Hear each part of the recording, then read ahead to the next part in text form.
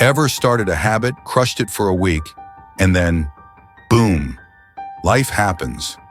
Work deadlines, a late-night Netflix binge, or just sheer exhaustion. Suddenly, your wake up at 5 a.m. to run goal turns into snooze the alarm for the 5th time and scroll Instagram in bed. Sound familiar? Here's the good news.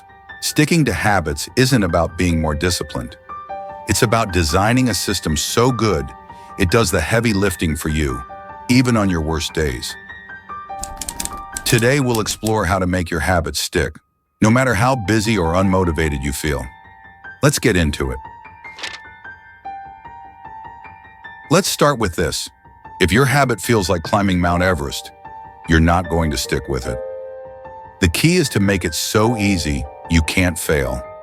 Think, 2 push-ups, not 200. Reading 1 page, not a whole book. Take me, for example.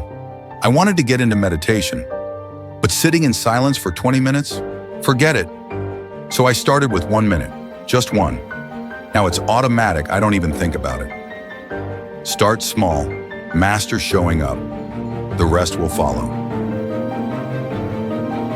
Here's a trick I swear by, the 2-minute rule. Simple, yet incredibly effective. If it takes longer than 2 minutes to start a task, you're already overcomplicating it. The goal is to make the starting point so easy and simple that you can't resist it. Anything that feels like it's going to take too long or be too difficult is instantly a barrier to your success. So break it down into a task that takes only 2 minutes or less. For example, if you want to start working out, don't think about the whole workout routine. Just put on your gym clothes, that's it. You don't need to plan the entire session. Just getting dressed is enough to get the ball rolling. Want to start journaling? Don't worry about writing a whole page. Just open your notebook. That's the key. Starting is the hardest part. Once you're in motion, you've already broken the mental barrier and momentum takes over. You'll find that once you've taken those first few steps, it's much easier to continue. The hardest part of any habit is simply getting started. The 2-minute rule makes that part easy. When you reduce the initial action to something small and simple, you're more likely to do it. And that's when the magic happens. Once you start, it's not about motivation anymore. It's about the momentum you've created. Let me tell you something. What gets measured gets improved. Tracking your habits is like giving yourself a little high five every day. I use a simple habit tracker, just a piece of paper with check boxes.